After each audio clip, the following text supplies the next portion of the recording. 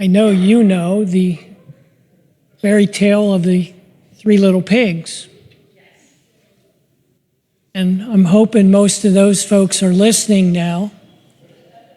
But, okay, Madison, thank you. So we have the three little pigs, right? So their mom's really busy, and she finally says to them, you guys are going to have to get out and make your own life, build your own house, build your own life. So they leave, and the first one sees a guy carrying straw. Sir, could I please buy some straw that I can build my house? He does that. The second one sees a guy carrying sticks. He says, please, may I buy sticks to build my house? And the third one then finds a guy with a cart full of bricks, and he said, sir, I'd really like to... It's sort of like a flip side here. Good, anyway. So the third one builds his house. The first two finished right away in the first day. The brick house, of course, is just a little bit above the ground that first day, but he keeps working and working. And finally, the next day, he finishes his brick house with windows, nice solid door. Thank you for joining us. The wolf comes along and he blows the straw house down, and the non-lethal version of this has the little pig running away quickly enough to save his life. He runs to the second brother's house, and so now they're both in the house of sticks.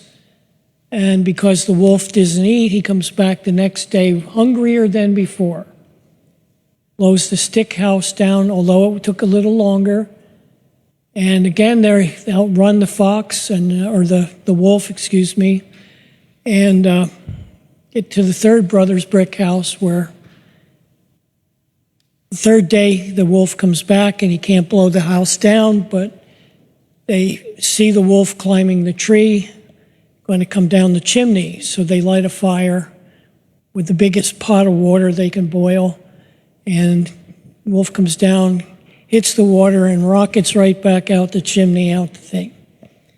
That's the Spark Note version of this, I suppose. But the third pig said something to his brothers that we only learn at this point in the story. He suggested that his brothers should build a more substantial dwelling, better house, which is why he built the brick house. Well, in our first lesson this morning, God says we should be building a good house, and he uses an image of this. This is a plumb bob, if anybody knows that, doesn't recognize that. It's a way of determining whether a wall is straight, vertical, straight. So Amos gets an image of God holding this, and it's clear that the plumb line God is holding is his law and his righteousness and justice and the standards upon which we should build our lives.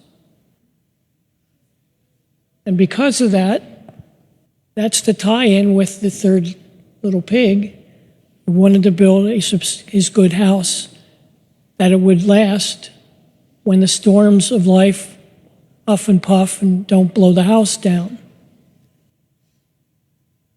Same way, hardships, and all life has all kinds of hardships, different for every one of us, but we go through difficult times. And because we do, building our life on the faith we have in Jesus Christ is what will withstand those trials and tribulations. So,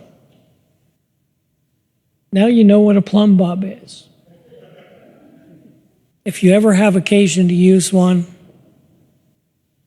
that's what it looks like. The string's a little short on this one, but anyway. Let us close with a prayer here. Lord, help us to build our lives according to your standards. Help us build our society and culture on those same standards, that we may be drawn closer to one another instead of being divided farther and farther apart.